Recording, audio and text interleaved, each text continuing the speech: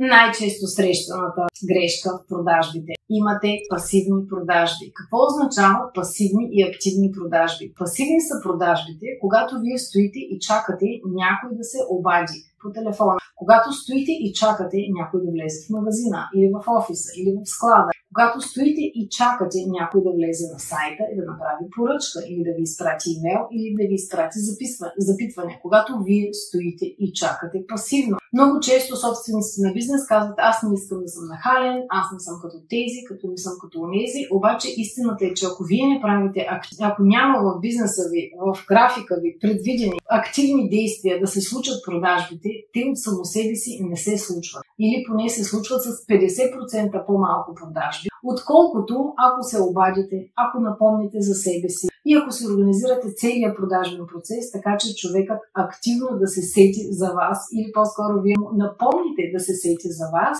и за това, че именно вие сте бизнесът, който ще му свърши работа. Така че, ако искате да видите как е организиран един процес, такъв продажбен процес в един високотехнологичен модел продажби, подайте заявка сега и ще се радваме да видите, да ви поканим на една виртуална екскурзия. А сега ви пожелавам приятен ден!